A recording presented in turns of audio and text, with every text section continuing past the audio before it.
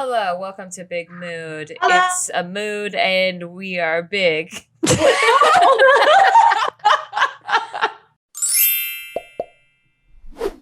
Yeah. Sure. Yeah. Our personalities are big. Yeah. Personalities are big, okay, bucko? Pipe down. My body's not big where it counts. Fucking sucks. I got a decently sized big behind. How about You that? do. You sure do. Hey. I wish I could take like any arm fat and put it into my boobs. Like Dude, any seriously. I'm such a master at growing back here. Yeah. For me, it's my butt. I want that butt. Put in that butt. I want both of your guys' butts. Put together, like stack them. One on each cheek. One butt per cheek.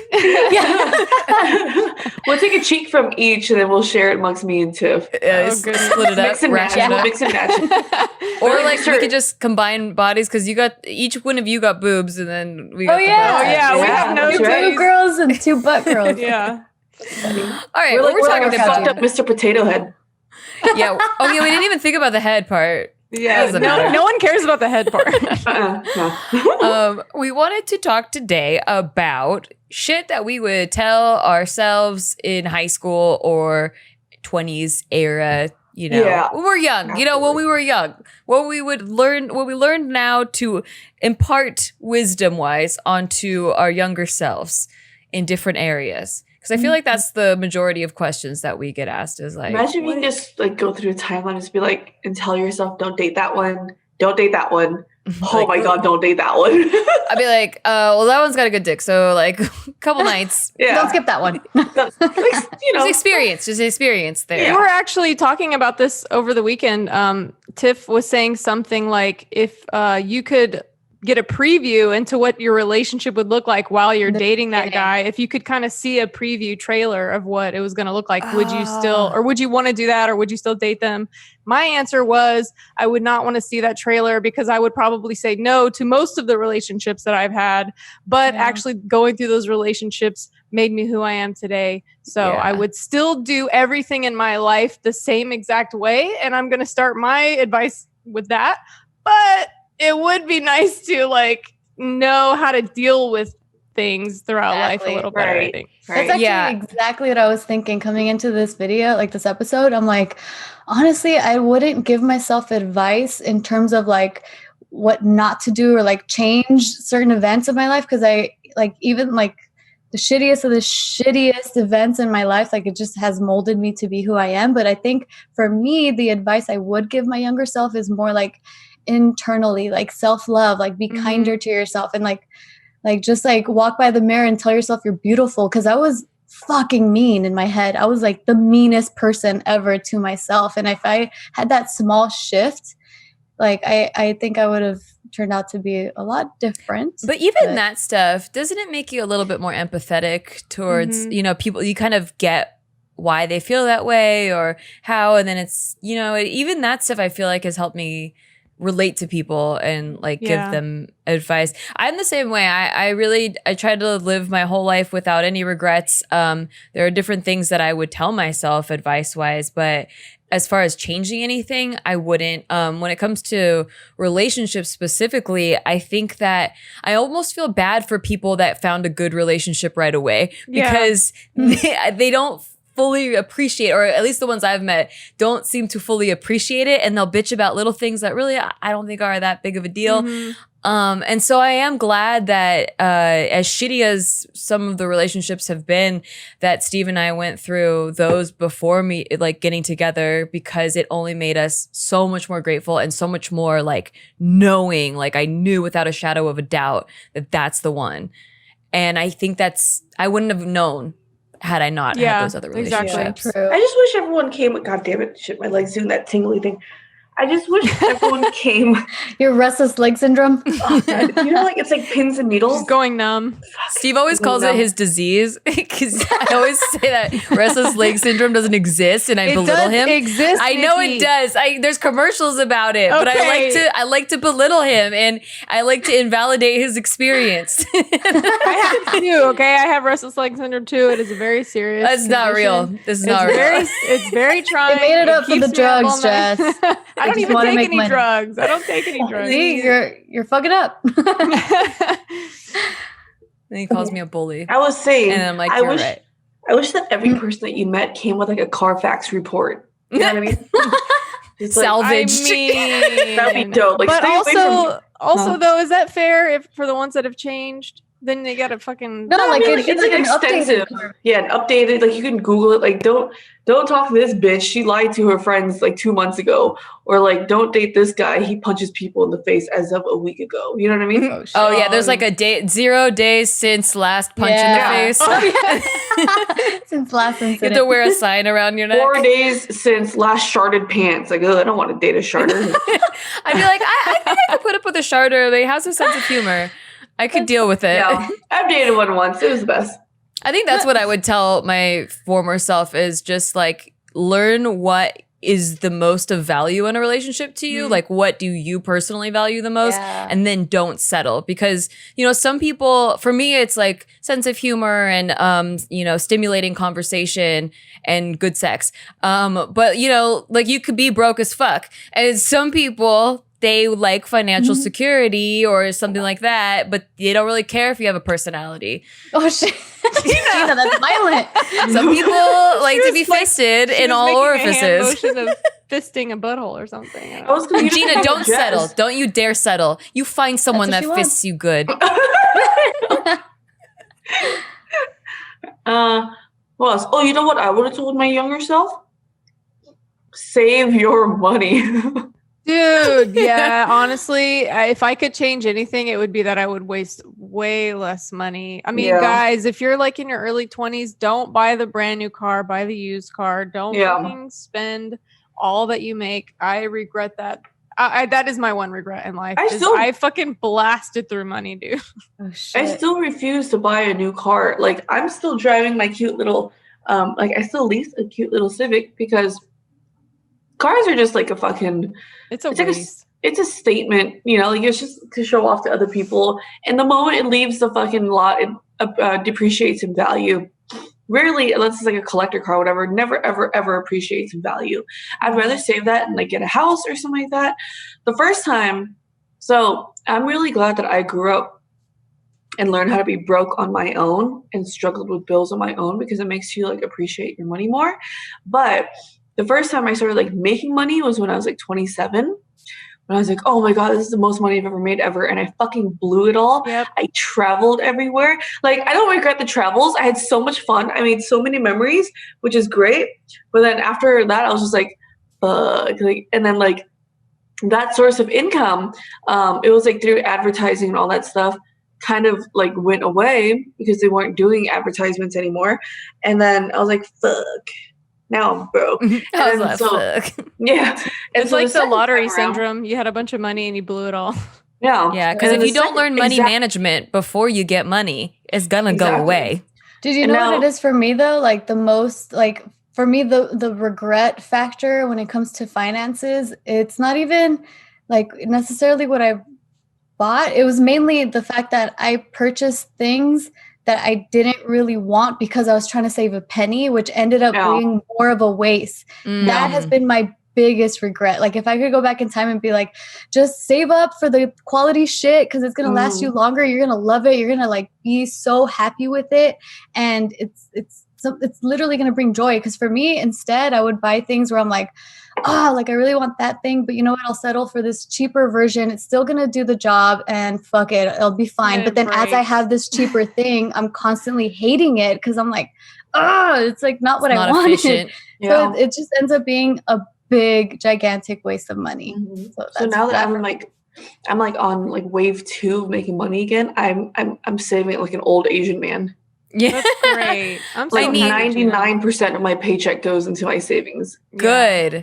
But I've also learned throughout life that, well, personally for me, I learned that time is money and you can always make money, but you'll never be able to, take back time or make time or anything. So if I can save time by like paying someone else to do something that I really, really hate, so I can have the time to myself and do what I want to do, then I'll definitely indulge in that. And you can actually use that time to make more money too if you wanted to. Or nap and play Animal Crossing, whatever. Right.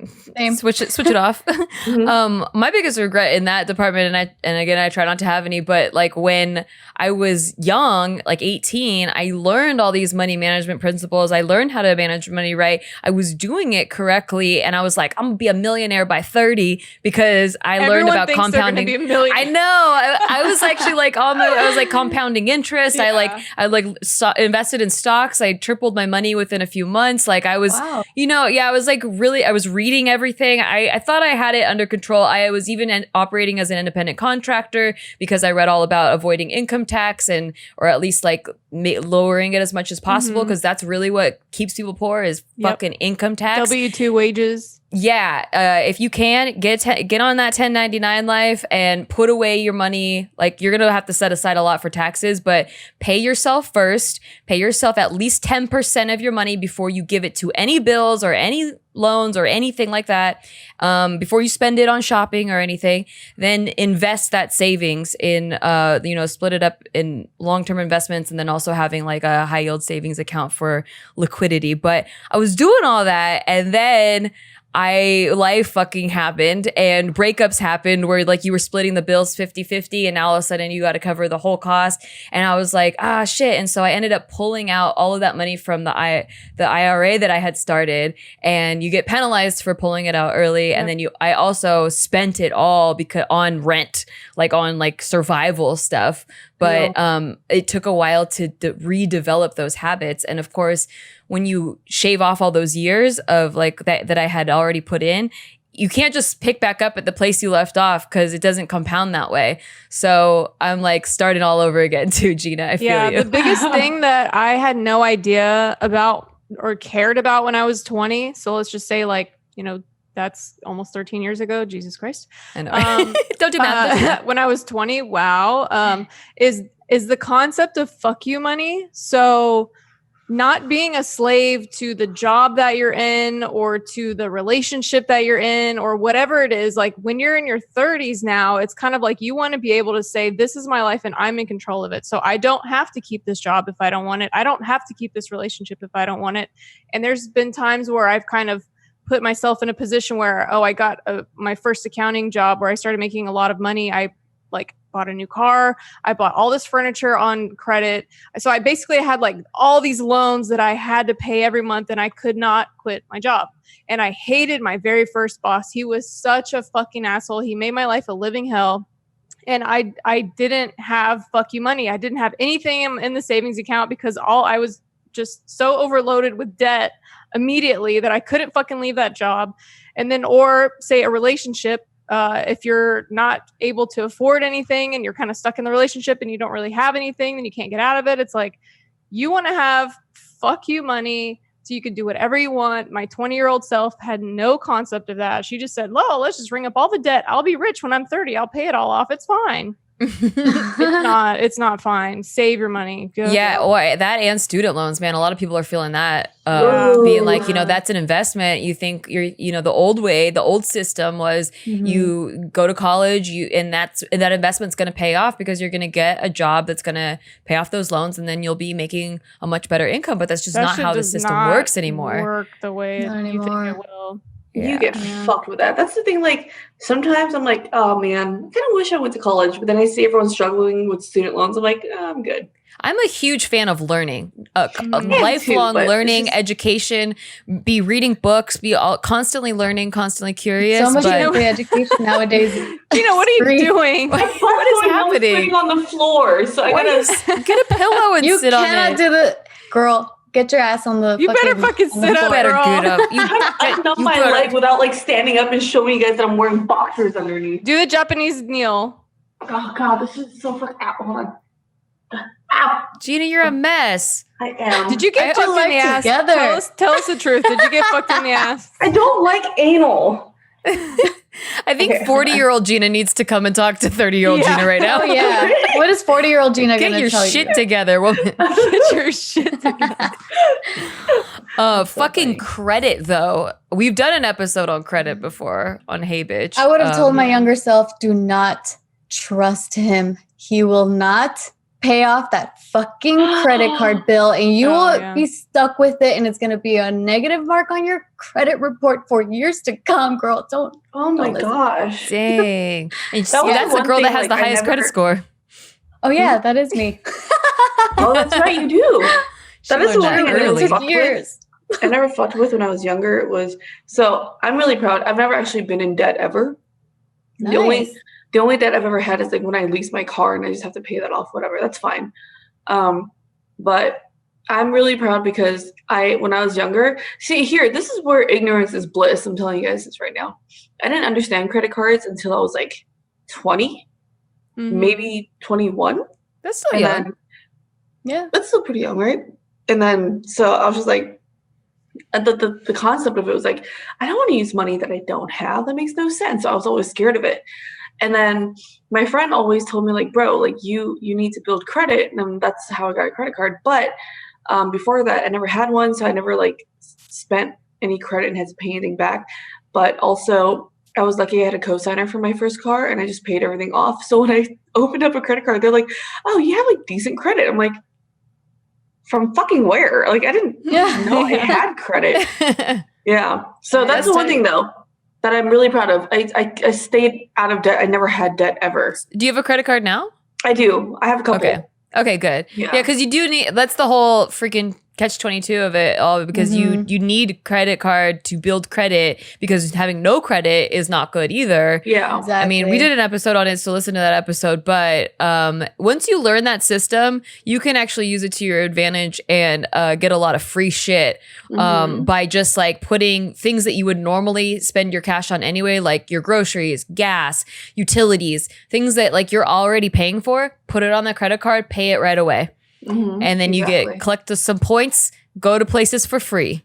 True. That's what I've been doing too. Like I rarely put anything on my debit card anymore. Everything just goes on my credit card, and then at the end I just look at all my points, like, ooh, look at everything that I have. All proud of it. Like Sephora points. Yeah. Yeah, I never use my points either, and I'm like, I should probably use these. There's a lot. Usually Do yours use it for expire? traveling, plane tickets. Not on my credit card. They don't expire. But one of my credit cards, the rewards expires at the end of each year. Whack. So, yeah. Also, So they get you. What about like the smaller things that you would tell yourself, like stop plucking your eyebrows so thin? What was that? Stop plucking your eyebrows so thin. That was me, dude. I had the fucking chola eyebrows. Don't follow any trends. If it's a trend that's going to leave a long-lasting effect on your face, oh yeah, don't fucking do it. Well, all the girls now are following the fillers trend, and that's going to leave a permanent That's true. That's going to be their thin eyebrow. Bro, like if they get it done wrong, they look so old. I know. They go from looking 16 to like 35 instantly. Like, it's because their face is still like developing. Your face is still developing. And they put too much and they turn into like a pillow face. Like it's all puffy and it's weird. There's like a fine, like there's like a sweet spot where you put a little bit so it looks good. But if you pass that, it's just like, oh, that's really bad. No, for me, I think the beauty tip I'd give myself is like, look, Tiffany, I fucking know.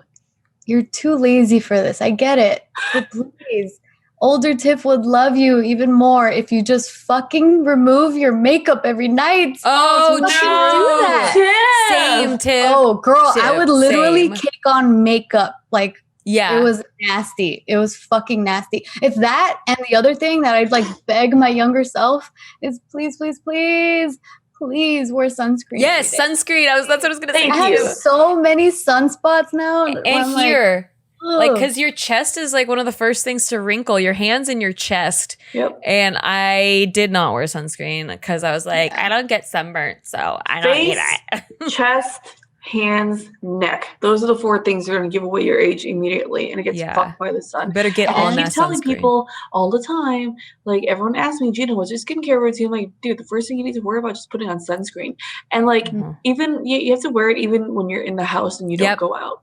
Because they're blue screen from your computer. You need certain SPF to block that blue screen stuff. I don't do that. I don't do that. Oh, guys, check out Irish skin, and I don't even. I'm like, I don't give a damn. Not sponsored, but Super Goop. Oh my God, Super Goop has the best SPF products. That was the expensive sunscreen that I was like getting mad at. Worth it. Okay, so Bro, he used I that am on his telling body? you guys. Yes, you guys, the just whole get bottle the- was gone. Get the Korean or Japanese ones because you know how they're fucking crazy about their sunscreens and their skincare and stuff. I don't know literally which have like brands, 8 though. It's all in bottles. Korean. How do you know what to buy? I'll tell you. You ask me. Hello. Okay, I'll ask you. I have like a fucking whole collection of sunscreen. I buy like 8 at a time, and then I just recently found like this tinted one too. That's really good too. I'm crazy, dude.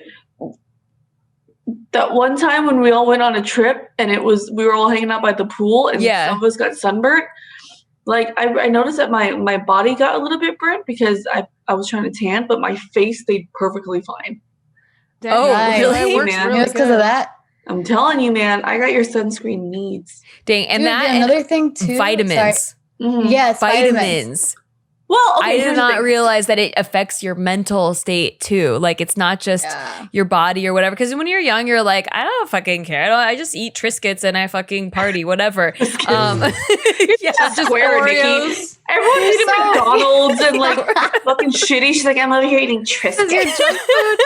Bro, that's my healthy food. Oh shit. That is well. That's what moms offer to you when you come over after school. Yeah, I needed it to feel like home. That's cute. Dude, But no, yeah, for me, I no would vitamins. always rub the shit out of, or like around my eyes. Like, because for some reason, I had an idea that if I scrubbed hard enough, the darkness under my dark circles will go away. Oh no. And it would just, like, my entire, like, the skin all around my eyes, it's like little, like, super thin, very, like, ball skin. It's fucking gross. Yeah, that's the most sensitive It's there. part of It's your there. face. Okay, Nikki, when it comes to vitamins, what were the huge benefits that you felt? Okay, so for me personally, and I can't speak for everyone on this, but I was chronically deficient in vitamin D and B and D and Getting that vitamin B6. D every I had to night. get that D. I am currently deficient in vitamin D. And so I found out that, like, because I was going running every day, like in the sun for 30 minutes a day. Like I was like, how the hell am I still deficient? And I was even taking supplements, and I found out that my birth control was blocking absorption, or at least that's what I think it is, because that was the one variable. When I got off birth control, I stopped being chronically deficient in it, and it improved. Like for me, it was mood swings. I could not, I'd be fine for, like, when I woke up, I was fine and everything was happy. And then it would just dip into like fucking craziness. And I had no control at all. And like, I still get waves of that for sure, like hormonally and like sometimes just general depression. But this was like crazy. Like every day was like a scrambled egg mess.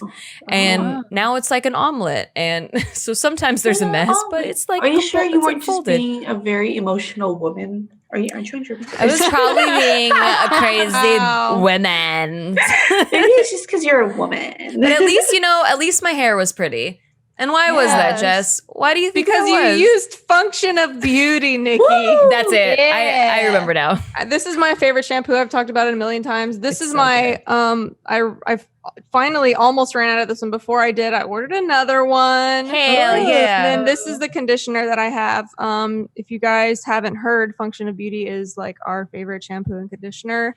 One size fits all may work for your accessories, but when it comes to your hair, we need something a little different. So Function of Beauty will create any type of shampoo basically that you need based on your hair needs. It's very customizable. It's super simple. You go online, you take a really quick quiz, you just say like what your problem areas are, and they create a custom shampoo and conditioner for you, custom all the way down to the scent and the color of it. I get purple because your name on it. Yeah, and it puts your name on it. I wonder if I can get this close to the. What scent did you get? Can you see it?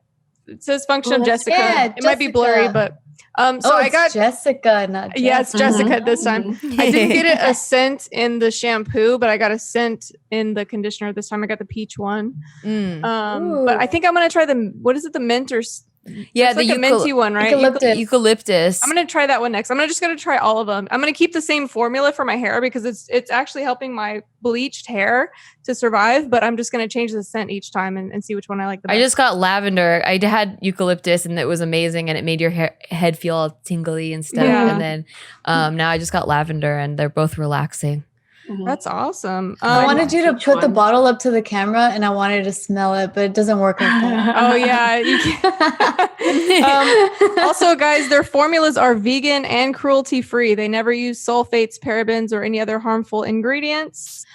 This is the internet's top rated hair care brand with over 40,000 5-star reviews and counting. So what are you waiting for? Go to functionofbeauty.com/bigmood to take your 4-part hair profile quiz and save 20% on your first order. That is, go to functionofbeauty.com/bigmood for 20% off and let them know you heard about it from our show. That is functionofbeauty.com/bigmood. I actually used our 20% code myself recently.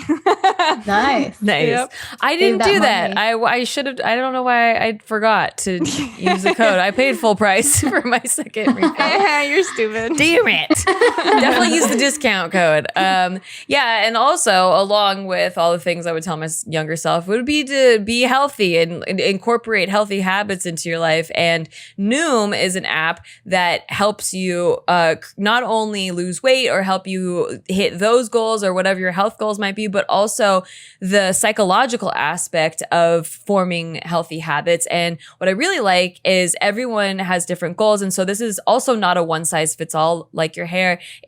Everyone has different goals. Everyone has different body types. Everyone has different health issues. And so you put all that in, you're assigned a goal specialist and you're matched up with a community of Noomers. So there's always support and people going through the same things as you are. You can really just like relate to other people. You put in your specific goals you want to achieve, or if you have achieved with Noom, like physically eating better to feel better, psychologically feeling good about your choices or improved sense of self-worth, or social. I didn't even think about this one, but a lot of times, because I get kind of a little bit of anxiety when I go into a social situation, I found that I would reach for whatever snacks were there or drinks or whatever, and I would just be glued to that all night. I felt like I had to have something that I was putting into my mouth all night, and Noom helps you break habits like that because you identify like what is causing that behavior. So it's really cool. You're assigned with a specialist, and Noom doesn't demand much of your time. They only ask for 10 minutes a day. Super easy. There's a science to getting healthier. It's called Noom. So sign up for your trial today at Noom, NOOM.com/bigmood. What do you have to lose? Visit Noom.com/bigmood to start your trial today. That's Noom, NOOM.com/bigmood. Big mood. Yeah. Yay. All right. So we went over love. We went over money. We went over beauty. Oh wait, Brush your going teeth. back to love though. Oh, yeah, there was go back to another thing love. I wanted to tell my younger self. We need to school these younger selves in love.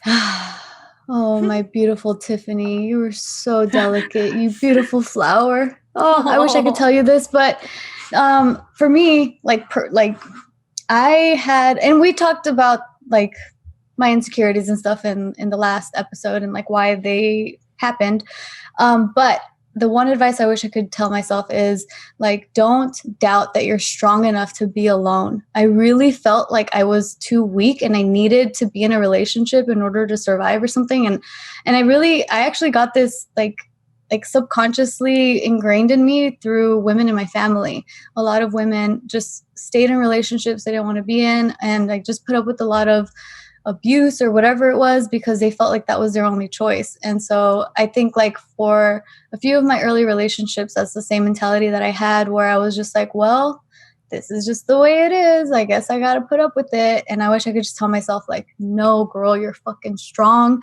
You are beautiful. You just got to focus on yourself and like internally love yourself and know that you can make it on your own no matter what. So that's something I forgot about. Like, cause I would think I would still do every single relationship, but some of them I definitely dragged out longer than I needed to. I think that fear of being alone or the in between will make you drag things out longer. But also at the same note, dragging something out super long and like taking a relationship an extra 2 or 3 years beyond what you really should have been in it. It kind of also helps too, like to learn a little bit about yourself and like what you really don't want when you are alone and things like that. So it's really hard. Yeah, a lot of people have the fears of like, especially the longer it gets, it's like, well, I already spent this much time, you know, I don't want to start over because it's like you felt like you invested so much time already. But if it's not working, it's not working, and it's not gonna get like better if just by depositing more time in the bank. Yeah. So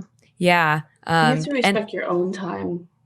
Yeah, exactly. And a lot of people, I'm surprised, don't give themselves that like time to be alone and like really discover who they are. And you know, taking your experience from whatever relationship you just went through, like sometimes you just need to process that and like discover like what you liked about it, what you didn't like about it, like have some assessment about it, know like where you stand and what your boundaries are. And it definitely makes you much stronger in knowing what you do want in your next relationship. There's a part to that too. I think like when I would be in a relationship and I would maybe be trying to get out of it, and I would maybe kind of go out to a bar, or to a club or something when I was younger, and I would kind of look around and be like, oh, could I date anyone else? Like just trying to see what's out there to kind of give me the motivation to leave. And I wouldn't find anything right away, so I would stay, right? I'm like, well, there's nothing better out there. But also one thing that I didn't really realize is when you're young, your life experience is this short. So like you basically go off of like just a tiny bit of experience to make your judgment call. But now after dating for 2 decades now, I know that like there is another person that I can get close to or closer to than this current guy. Cause I used to think like, I'll never like have as much in common with someone as with this person. But it's like you date more and more people and you realize you can have like even better connections again, or guys will treat you better. It's not just like, oh, this one guy happens to be really great, but you're only 22. He's not the only one, but it feels like he's the only one. So you just like won't leave. Or you get scared because like you're like, well, who is even better? And in your current life, you're like, I don't see anybody better. But there is better. People, for me, it kind of through breakups. Like if you're going through a breakup and you're just like, oh my god, it's the best person ever. I'm like, I always tell them like, if you think this one's good, imagine how fucking great it would be when you find the actual one that's meant for you. You know what I mean? Yeah, like it's just the one that doesn't make you long for anything else. Like there's no area where you're like, I long for this to be filled. Yeah. And there's like 7 billion people in the world. You're gonna be fine. True. It just sucks. No matter what, there's options. There's options. It just sucks at the moment. You'll be fine. No, for me, I stayed in a lot of relationships, not because I felt like that person was like it for me. It was actually because I felt like I kind of got trapped in like commitment with like his family or with my family, and like whatever expectations were laid out where it's like, oh, you know, you guys are an item and that's just what it is. And then I'm like, oh, fuck, how do I get out of this now? Shit. I feel you. The scariest relationship I ever left was a 5-year one where I felt like really close to his family and like all that was intertwined, and he was a good guy. Like he treated me nice. So I felt like an asshole for leaving, but I just didn't feel any passion like at all. And for me, I was like, man, am I ever going to find anyone that gets me the way that he gets me and makes me feel comfortable and safe and like is nice? Because there's a lot of fucking dicks out there, and I don't like I got scared, but you know, something just didn't feel right. I couldn't picture spending the next, 60 years with him or whatever it is. Like, and if at the end of the day, if getting married is spending the rest of your life with somebody, I just didn't see myself being happy settling on that. And that was the scariest one because it's like, there's nothing wrong there. And I like this family and it's all comfortable. But yeah, I would tell my younger self, do it. Do it. Yeah. And also move on. And also, if another piece of advice is if you're getting mixed signals, then just take it as a no. Oh yeah. Like especially early in dating, like if the guy is not kind of showing up consistently, it's like, ooh. Unless you're Steve and you fell asleep. Dude, I told him straight up I'm detaching because I fell hard right away. And so did he. Like on our first date, we both were like, I'm going to marry this person. But then little things happened where like, yeah, he fell asleep when he said he was on his way over to my house.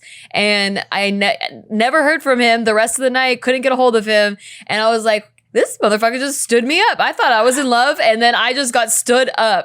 And I told him I think communication's also a big key in relationships. But like, I didn't hold that grudge. I don't like holding grudges. I like to just nip things in the bud. But I told him, hey, I was really developing strong feelings for you. And if this is how you're going to be, then I need to detach, because I can't be putting my 100% out there and then only getting 50% back. Mm-hmm. And he fucking shaped up immediately. He was like, that was a mistake. I would never do that again. Like he was on it. He never happened again.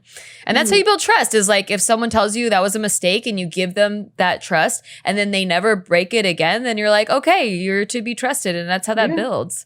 Yeah. Actions. So when it comes down to stuff like that, like if you ever sit there and like, oh, like, I don't know if he likes me or not. He does this, but he also does this. And like, don't get too attached and just kind of take it as a no.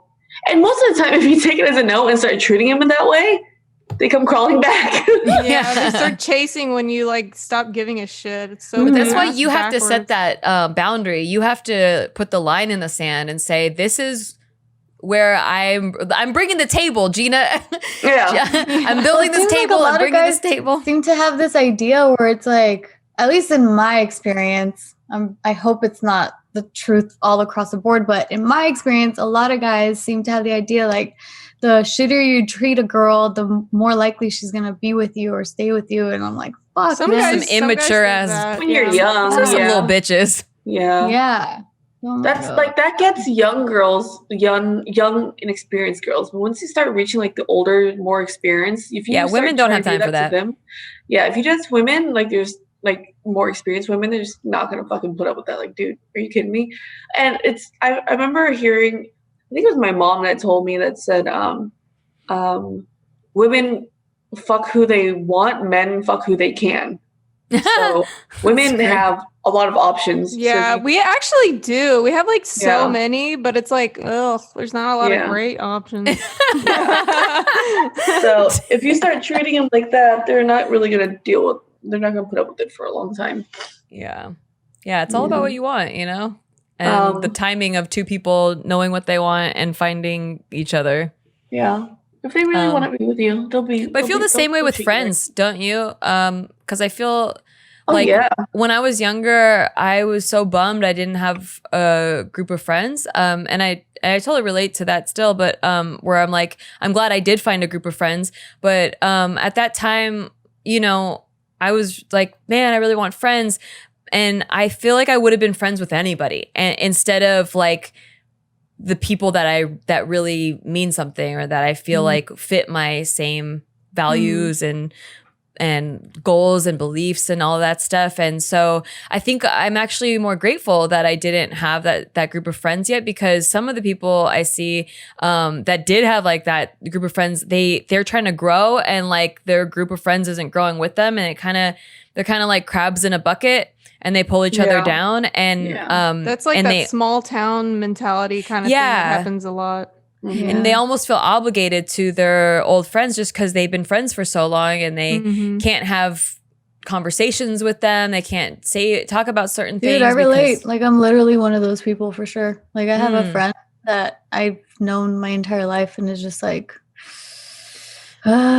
we grew apart, and it's just really hard because you have that like loyalty of like seniority, I guess, or whatever, like, of length of time that we've known each other and how much we've been through with each other. But in the end, it's like, we're not really like the best for each other. It's very interesting because then like I'll meet new friends or I'll date someone, and then I always hear them say something like, oh, like I'll meet a friend, they'll be like, oh yeah, he's cool, but like he does this thing or whatever, and he's like kind of dickish, and he's kind of rude, and he talks shit about all of us, and I'm hearing these things from the outside. I'm just like, why are you still friends with this person? But she's like, well, we've been friends with them for so long. And she's like, no, dude, I don't think that really matters. Like, if I was friends with someone for like a decade and I found out they were a raging homophobe, or racist. I'm not going to stick around just because we've been together for so long. I'm going to call you on your shit and not be friends with you anymore. You know? Right, exactly. And I think I don't know about you, Gina, but I feel like I only developed that from like kind of being alone and getting to know myself and what I'm willing to put up with and not willing to put up with, and you know, where I set that bar. And that comes with a little bit of experience of dealing with people and dealing with different friendships and having to break up with certain friends and stuff. Mm-hmm. But ultimately, I feel like, you know, knowing that first and then finding your circle helps, you know, keep quality friends. Yeah, true. For sure. I mean, I had friends that I thought were like in my early 20s, like, oh yeah, we're gonna be in each other's weddings, we're gonna grow old together and yell at children on our lawn. And then after a couple of years, you kind of like grow apart and you realize like, oh, you know, like this isn't what I want in a friendship anymore, you know, and that's okay. Like it doesn't have to die out like in a shitty way, just amicably kind of go your own way. Yeah. And then I think like throughout the years, I've also learned that a small group of close friends is way better than a fucking huge group of, I'd rather know you three 90% than know like 20 different girls in a huge group, maybe like 20% or like 50%. Yeah. Like sometimes I'll look at people's wedding photos like, how the fuck do you have 16 bridesmaids? And you know, half of those girls like during the bachelorette party were talking shit. They were like not getting, they were fucking being catty or whatever. Like, it's like, how is that? I never understood that. Were you guys ever that type of person? Did you have like big groups of friends and stuff? No, I mean, even so at our wedding, like none of you were there, and that sucks because we didn't know each other then. I felt like, you know, we didn't have a big group of friends either, but we had like a large group of acquaintances, and then we had like, we could only invite, I had 90 people in my family, and then Steve had 30 people in his family, so that was already, and so we only had a friend list of like 20, so it was just people that we had seen in that year and spent the most time with. But yeah, like there's a lot of people that I feel like I didn't develop that tight circle of friends until after we got married, and I wish that you guys would have been able to be there. That's one regret. Like if I could go back to 5 years younger Nikki, I would be like, just invite everybody, because like I knew you guys, I just did. We just hadn't like hung out yet. And there was a lot of people like that where like I didn't know who to keep on the list and not, and I was always told like, oh, you don't want it to get more than 150 people or else it gets fucking crazy, and we're like, well, we don't have that much of a budget or whatever. But there ended up being so much more extra seats, and there was like buffet style, so there was extra food, and I'm just like, fuck it, I wish I had invited everybody I wanted to be there. Yeah So it would have been fun. I mean, it was still fun, but it would have been fun to have you guys in the pictures and memories and stuff. I know. Wait, I didn't know you as well back then. Yeah. It was like right before. It was like year before, like we got really tight with JK. True. Yeah. Yeah, because like for me, my adulthood is actually the most amount of friends that I would say like I would consider like, oh yeah, this is my group, you know? Yeah. But yeah, like growing up, it was just like me and two other girls and a shit ton of acquaintances, but not really like super, super tight kind of stuff. I think that's why people like pay to be in a sorority and stuff, like because they like just really want to have their group and they just don't already have it, and they want to make sure they get it. Yeah. I never understood the sorority life. I can't. I think it would stress me out too much just being around that many people. Same. You know what you can do though if you're so stressed? What? And you want to talk to somebody? Yeah. You want to talk to somebody. Imagine you're in your sorority and you just fucking hate Becky, right? Who do you want to talk to? I knew you were going to say Becky. I was about to say Jessica. And I was like, wait, I know Jessica. Never mind. I think I know Jessica. No one ever uses Jessica as the annoying girl's name, right? It's like Brittany. Brittany's a good one. No, because the way you say it's just like Jessica. Jessica. Ow, Jessica. But if you guys are stressed out, if you guys have something going on in your life, and you just want to talk to somebody about it, Let me tell you about Talkspace. So Talkspace is a mobile therapy app. Talking helps. Everyone knows that. It's an online therapy app that is here to help you to do just that. So what you do is you go in, you take a little quiz like, okay, what do you want to work on? What do you want out of this? Do you have a history of this, and this? Very simple quiz. And they match you with a bunch of therapists, licensed therapists, real ones. And then you choose which one you want to talk to. And it shows all of their credentials and everything too, how long they've been practicing, what schools they went to, and you can get the support that you need on whatever schedule works for you, because your therapist is there 24/7 on your phone or your computer, and you'll hear back daily. A lot of times they check their phone quite a few times a day to respond to you. It's also really, really affordable. 1 month on Talkspace costs about the same amount as a single in-person therapy session. So that's 1 month of messaging them whenever you want, and they talk to you every day back. And that's way awesome, because I remember when I started this, I was broke as shit. But with Talkspace, you can send them unlimited messages. That means you never have to wait to share what's on your mind. Talkspace therapists have experience treating depression, anxiety, substance abuse, trauma, relationship issues, food and eating, and much more. Talkspace is secure and private, using the latest encryption technology to store client information. It's also not only through text. Some people really like to have face-to-face contact. You can also video chat with them. You can do voice chat with them too if you don't want to type. So if you guys are one of those people, you can definitely call and talk to them in person whenever you need. We all need to talk sometimes, and Talkspace gives us the support we deserve at a price we can afford. Match with your perfect therapist at Talkspace.com or download the app. Use promo code MOOD to get $100 off your first month and help support the show. That's $100 off? $100. That's a lot of dollar hairs. Dang. That's a lot of dollar hairs. I personally use our code. Yeah. That's, once again, Talkspace.com, promo code MOOD for $100 off your first month. That's right. And if you care about your appearance like I do, you should check out Candid Co., which is clear aligners delivered straight to your door. And so the Candid treatment includes remote monitoring by your orthodontist throughout your entire treatment, so you never have to wonder where you are in your treatment. And if you have a special event coming up, the average treatment length with Candid Co. is just 6 months. So you'll start seeing results way before then. And so you can get your beautiful straight teeth, and all in the comfort of your own home, because they deliver these clear aligners. And so it's also a fraction of the cost. It's significantly more affordable than if you would be going to an orthodontist in person, especially with times like these, all this stuff happening in the world is just a lot more difficult and a lot more complicated for you to actually go in person to see your orthodontist. So Candid Co. is a great alternative to that.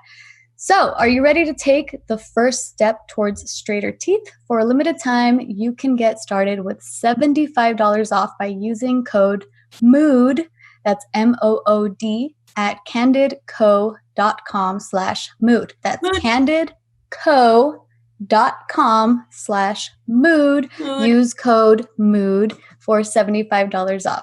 candidco.com/mood, code MOOD. Get that beautiful, luscious, straight smile. Mood. Oh yeah, that's something I would say is fucking floss.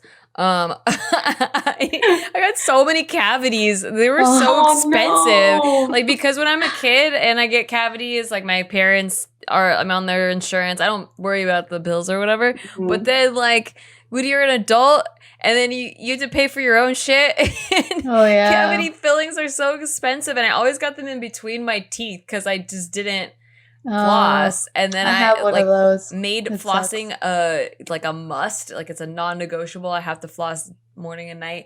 And I haven't gotten cavities since I started flossing 10 years ago. That's one thing I would tell younger me to take care of your fucking teeth and wear your retainers, you dumb bitch. Oh yeah, you stupid bitch. After paying for that. Seriously. Yeah. One thing that have done consistently since I was younger that I would say that I'm proud that I have done. And I would tell my younger self to make sure to stay, even though she did it already. So I don't think she needs this advice. But anyway, to tell my younger self or encourage anyone else to start working out, get into fitness in your early teens and high school if possible, or start as soon as possible.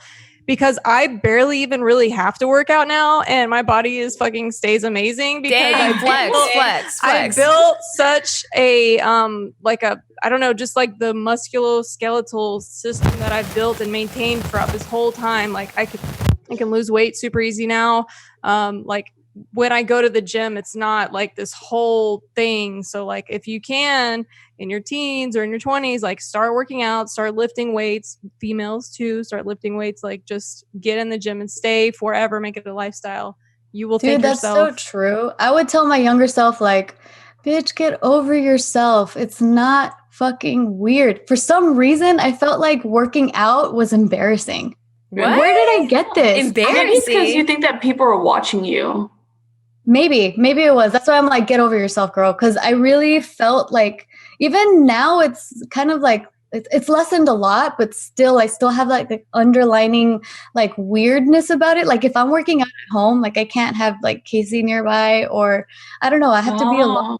I can do like classes because then for some reason I feel okay that everyone else around me is doing the same thing. But when I was really young, like in PE and stuff, you know what? Maybe it was like ingrained in me that like working out was lame, because during PE classes, like whoever was actually doing the exercises in my school, they would get made fun of, like so maybe that's where it came from. So it's just funny. Wait, so you weren't in any sports in high school, right? Because like if you were in sports, like you were cool if you were actually doing well at the sport. But I guess it's like the people that didn't take actual sports that were just like stuck in PE, they're all like, I'm too cool to play sports. It really was. Like, even if like, you know how we had to like run the mile or whatever, literally everyone would be walking, and whoever was actually running the mile, they'd be like, loser, and all this stuff. Like they would get that makes no sense, dude. Kids are such assholes. Yeah. Kids are weird because like they'll find just random things to make fun of people for. Like, I know you have a regular pencil, you fucking loser. Like, you think about it, just like shut the fuck up. Dude, with exercise, I was one of those people at the mile that would always like either skip the mile or I would like just walk like the slowest pace ever. But then senior year, after I got fucking dumped 2 weeks before prom, I was like, I'm gonna work out like a motherfucker. I'm gonna be in the gym every day. I'm gonna get so hot. And I got obsessed with nutrition and with working out to the point of like everything needed to be perfect. And like I was overdoing it, like way overdoing. I was like in the gym like 2 hours a day eating fucking just like tofu and broccoli, and like that's it. And like, cause I needed like high protein, no carbs, 0 carbs. And I got to the point where like I would only do strength training because I had read about like how muscle burns more than fat, and like I gotta build muscle and all this stuff. And I got to the point where like it deeply ingrained in me that walking didn't count. Low intensity exercises didn't count. And so like when I didn't have time to do a full workout and I was like, oh, I should just go on a walk, I'd be like, that doesn't count, I might as well do nothing. And so I didn't even walk or anything. You just have this like very unhealthy association with not only working out but nutrition as well. Immediately you just like got really obsessive and like overboard.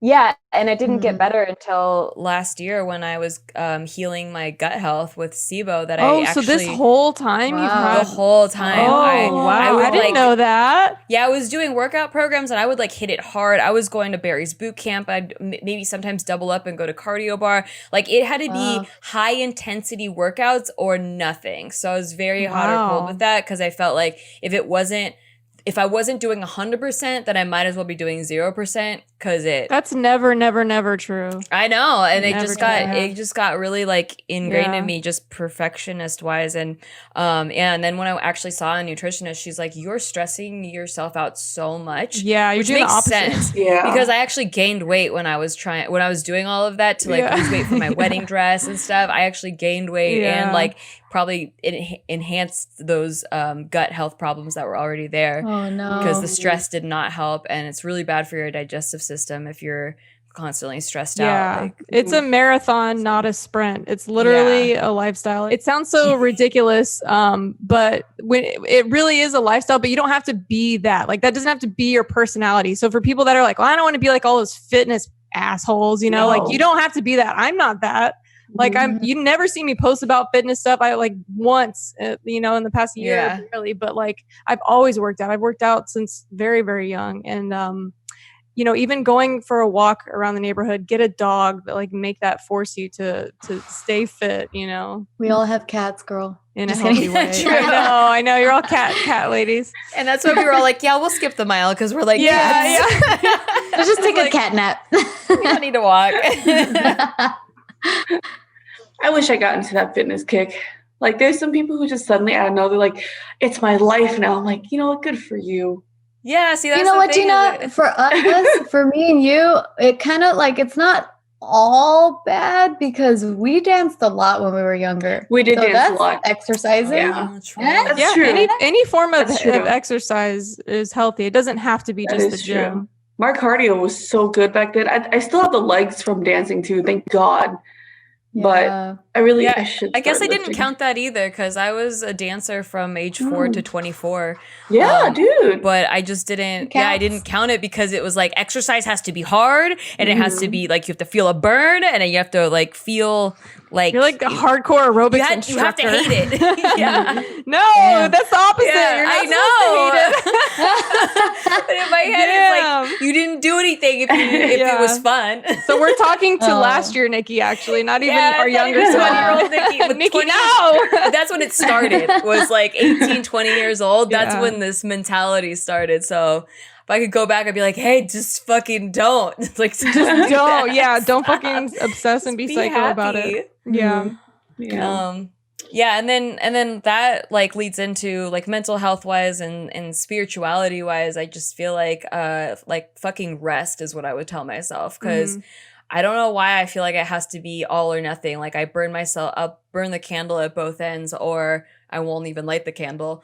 And you could have like balance, you know, like you can schedule rest and then schedule work. Like you don't have to give up all luxuries just because you need to like get work done. Right. I have a funny question. Since we're talking about I had an epiphany. You had an epiphany. A Tiffany epiphany. Epiphany, how cute. I love that. Okay, so you know how we're talking about like giving advice to our younger selves? What's like a sex related advice that you like that you wish you knew but you just did all wrong? Let me tell you. Oh my god. Sure, okay. don't fake it. So like Asian people, we never have the talk. And they're not very well educated when it comes to sex health. Like my stepmom at the time, my previous stepmom, thought that the way to clean your vagina is to literally mix warm water in a giant bowl, like the plastic ones that the Asian people use, pour like the douche solution in there, and then just sit in it. Wait, to just dilute it even more? Yeah, she was fucking stupid. And that's why they're not married anymore. But anyways, so and just sit in what's there. douche solution? I've never douched. It's like vinegar. It's like very diluted vinegar or something. Yeah, you're never supposed to douche, period. Yeah. Like, that's so bad for you. It kills all the good bacteria in there. Yeah, so she figured it would be clean and just like put it in warm water and just sit in there. And I never understood like, why am I fucking sitting in this? This is so whack. Also, like what? Like you're literally just like it's not going to go in. And I was like 8 years old. Oh no! Yeah. What the fuck? 8-year-olds don't need to clean out their vagina too. Exactly. What the fuck? Like Asian people are very like, oh, you know, vaginas are very like, it's like a weird sacred thing. But also, if you're on your period, don't walk in front of the Buddhist shrine because that's, I don't know, like they're fucking weird about women's. I don't know, women's anatomy. So like I was never taught any of that growing up. Like, you know, like you will get bacterial infections, you'll get yeast infections from like because I used to take a lot of baths when I was younger, like in my teenage years, or like using the wrong soap. Like I used to use like shampoo to clean, and then like, and there you're never taught any of these things. And then like for the longest time, I thought, oh, vaginas are just supposed to smell like that, and you just have a lot of discharge. And it was like for a long time, for like years, and I thought that was just normal until I got old enough to like take myself to the doctor to get everything checked out. I got on like birth control, and then when I went and they gave me an examination, they were like, bro, that's like a bacterial infection. Like, have you been not drinking water? Are you wearing underwear that's too tight for you or something? I'm like, oh, I don't know. Like, dude, thank God the girls have the internet now. Like, we didn't really have like anyone to just straight up ask. Like, I don't know. Now that you could just Google anything, like, is it normal that my vagina is leaking this much? Right.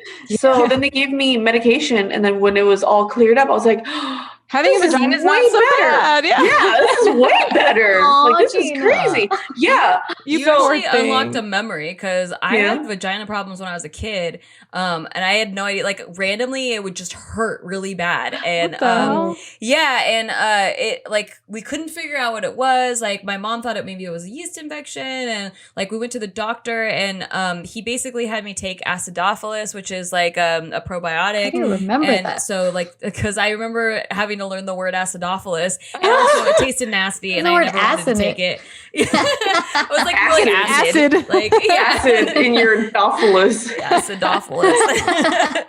And then it ended up being something with or at least I don't know if this was it, but when we stopped doing it, the problems seemed to go away. But the fragrance in soaps and stuff, for me, I guess I just had a really sensitive vagina. And like it didn't like when I had the like fragranted soap. And so after we stopped using that, and like it was just more natural soap, and I was taking my acidophilus, it went away. But there was a whole chunk of my childhood where like my vagina would randomly hurt. And my mom thought that maybe I got like when I was a kid. Abused or something. She was like always questioning me. She's like, did anyone touch you? Yeah, and I didn't know what she was talking about, because I was really young, and like we hadn't had any of those talks yet. And so I was like, no, like who would touch me there? Like that's crazy. Dude, for me it was the constipation. I had constipation problems as a kid, and I didn't know what it was. And then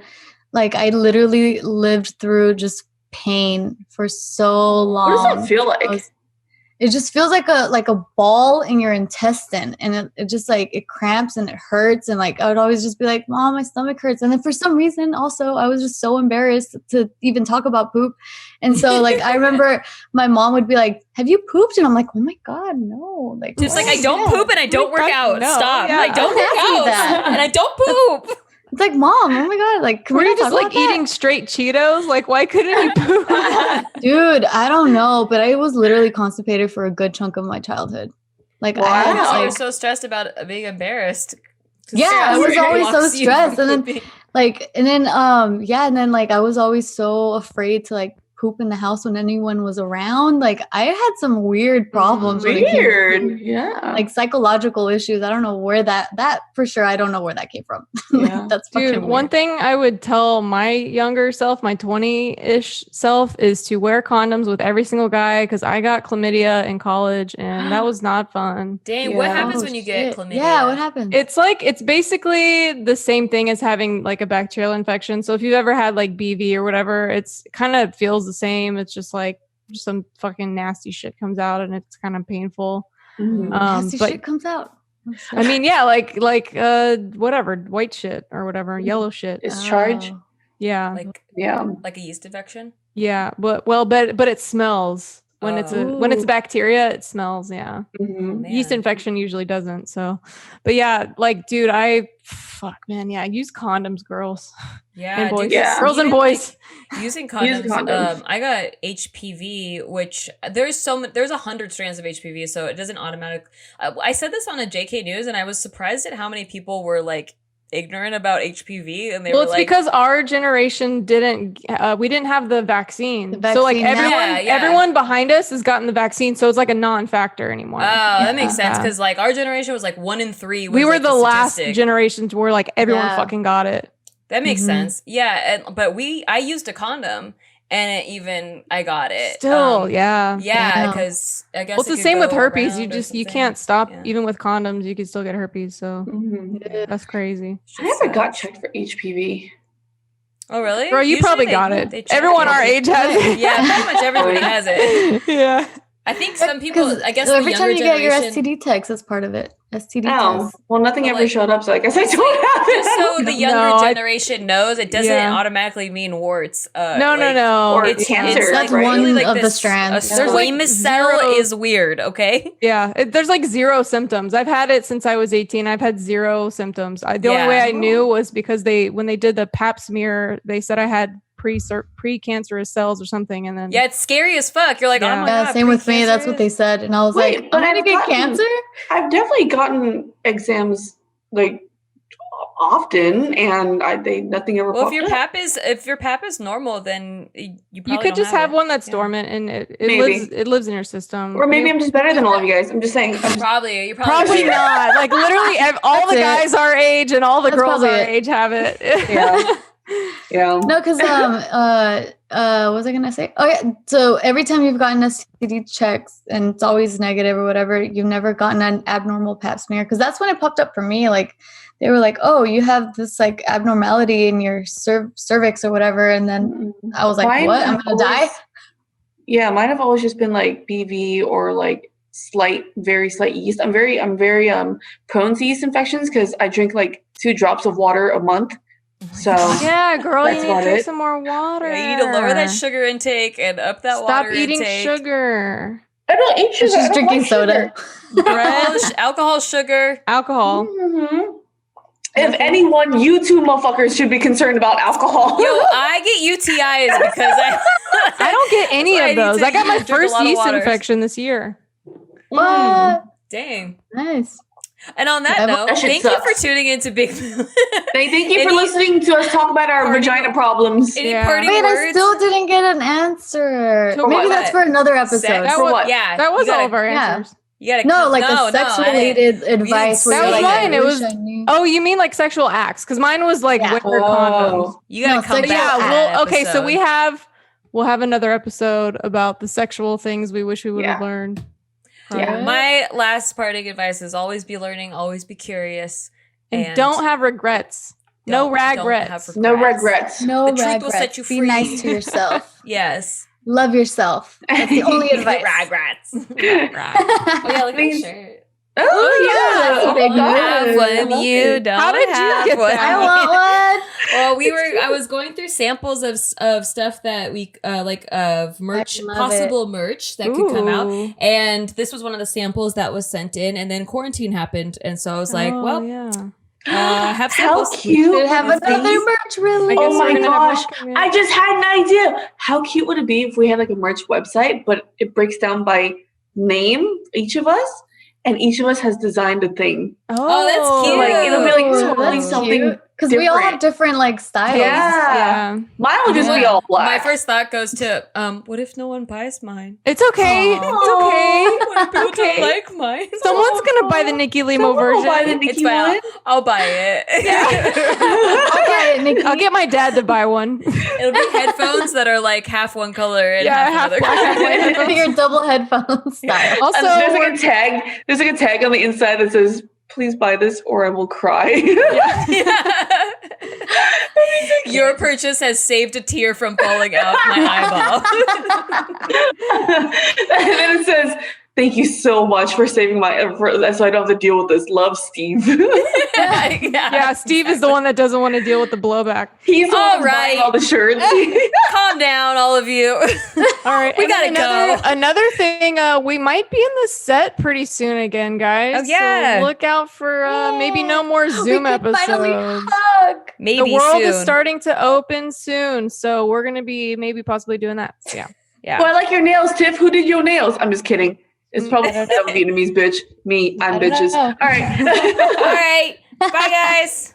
It's been a mood.